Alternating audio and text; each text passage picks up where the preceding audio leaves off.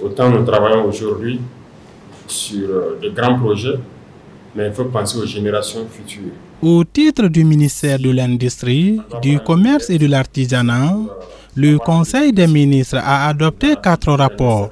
Le premier est relatif à l'adoption d'un décret portant création d'une société d'État d'approvisionnement et de distribution de produits de grande consommation dénommée Fasoya.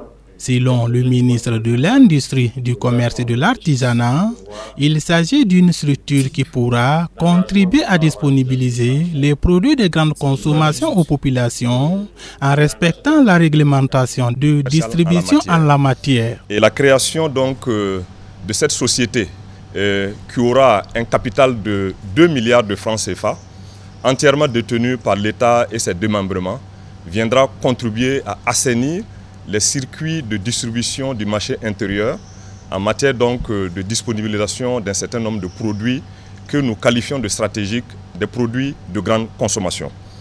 Le deuxième rapport est relatif à l'adoption des statuts donc de la dite société pour lui permettre de disposer de l'instrument juridique lui permettant donc d'accomplir à bien ses activités. Le troisième rapport est relatif au bilan provisoire de la campagne cotonnière 2024-2025 et les prévisions pour la campagne à venir, celle 2025-2026.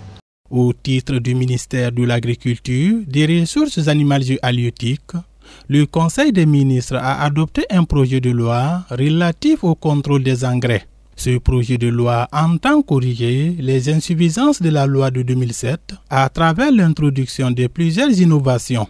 D'abord, l'avant-projet de loi va prendre en compte tous les types d'engrais, que ce soit les engrais liquides, les engrais solides et les biofertilisants. L'avant-projet de loi également consacre la SOBIMAP comme la structure chargée de l'approvisionnement de l'engrais au Burkina. L'avant-projet de loi consacre le monopole de l'importation d'engrais au niveau du pays à la SOBIMAP qui deviendra désormais la seule structure habilitée à importer de l'engrais au niveau du Burkina Faso. Il y a également le fait que nous allons renforcer le contrôle de l'engrais au niveau du pays en instituant la fonction d'inspecteur d'engrais et également en instituant la déclaration périodique des stocks au niveau des détenteurs de l'engrais. Également, les niveaux des sanctions ont été rehaussés, les sanctions administratives et les sanctions pénales, afin de lutter efficacement contre les fraudes au niveau de l'engrais.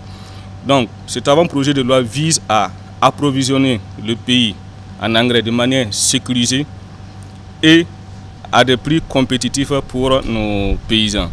C'est un hôpital qui a un plateau technique. Au titre du ministère de la Santé, le Conseil des ministres a adopté un décret portant création du centre hospitalier universitaire de Pala à Bobo-Dioulasso dans la région des Hauts-Bassins.